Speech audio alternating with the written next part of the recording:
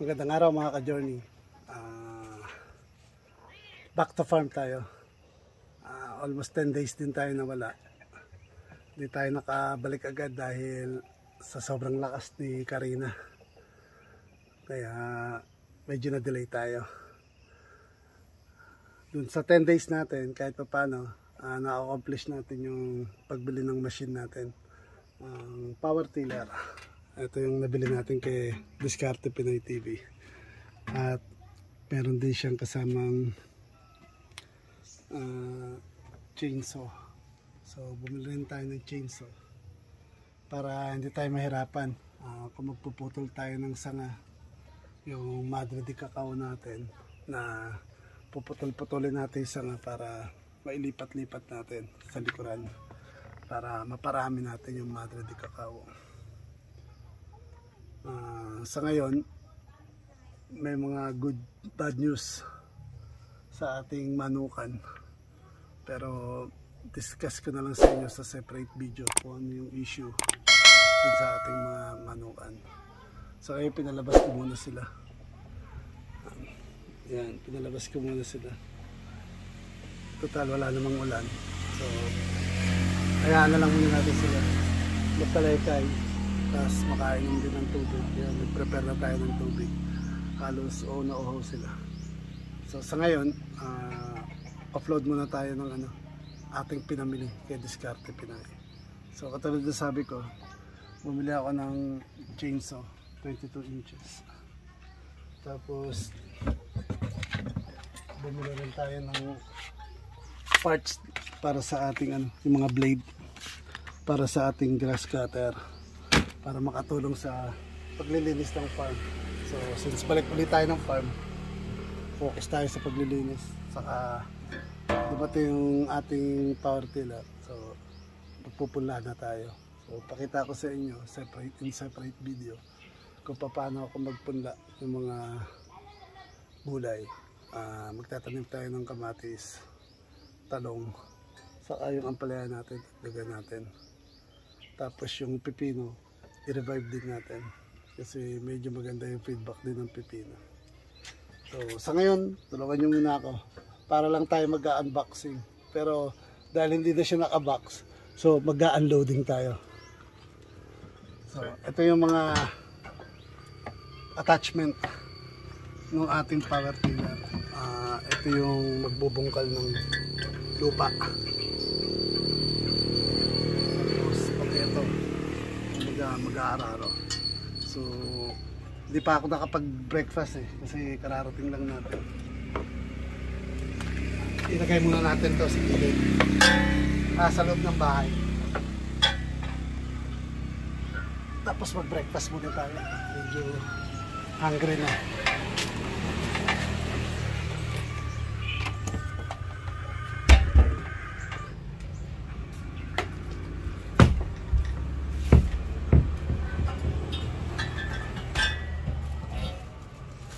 Lapag muna natin dito, tapos saan na lang natin ayusin. Kasi syempre unahin muna natin, yan, kailangan natin bumili ng tubig para may mainom tayo. Diyan na lang muna, tapos saan na lang natin ayusin. So medyo mahirap, hindi ko alam kung paano kung i-offload to, lalo na't mag-isa lang ako. Kasi nung kinarga, binuhat siya ng 2 tao.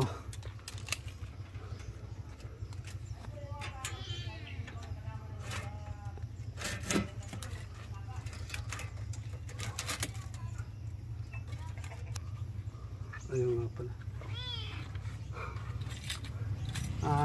Isa-shoutout ko pala si Mark Aldrin Halandoon. Isa siya sa sponsor ng ating power tiller. At pati na rin si Gemstone TV. Isa rin siya sa mga sponsor ng ating silang dalawa yung naging gabay at naging sponsor para makabili tayo ng power tiller. So salamat sa inyong dalawa sa inyong pagsuporta. Maraming salamat. Sana huwag kayo magsasawa. Baba lang muna natin, tapos pag nakapag-settle na ako, then test natin. Kasi may mga bibilin pa ako na oil, gaya ng gear oil, kasi kailangan lagyan ng gear oil bago natin siya paganahin.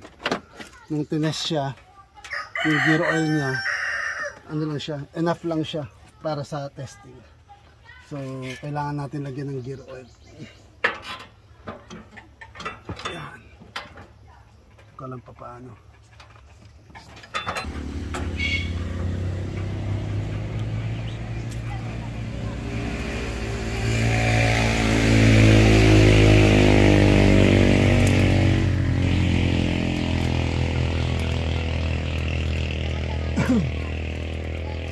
Isang good news, kahit nawala nawala tayo ng ilang araw, yung ating mga kuting andito pa rin.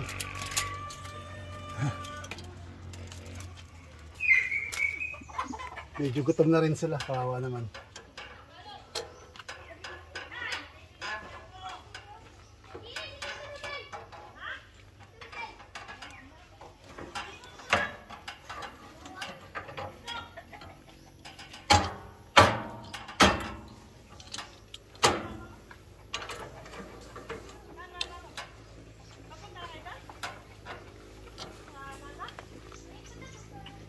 Maghanap muna tayo ng katuwang. Medyo mabigat.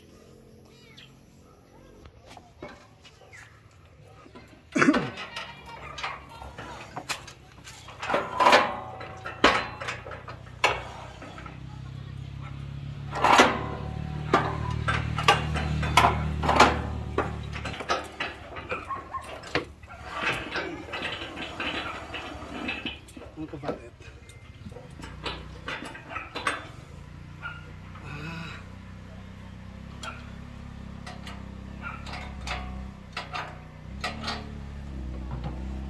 Kailangan i-neutral.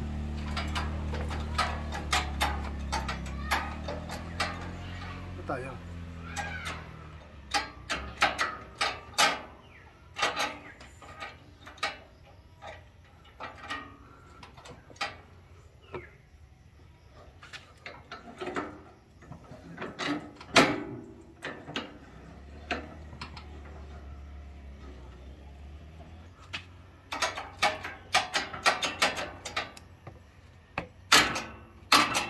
Yan.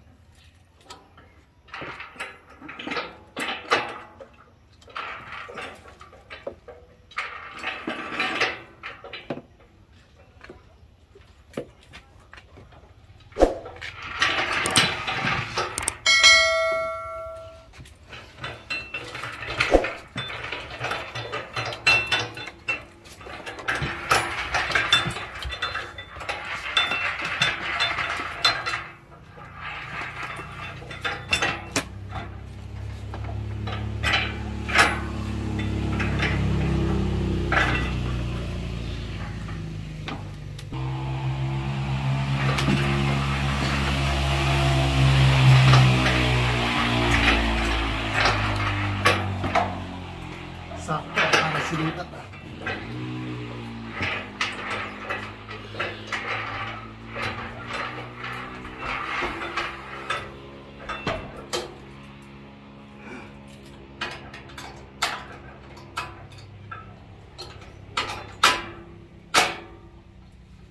Yan.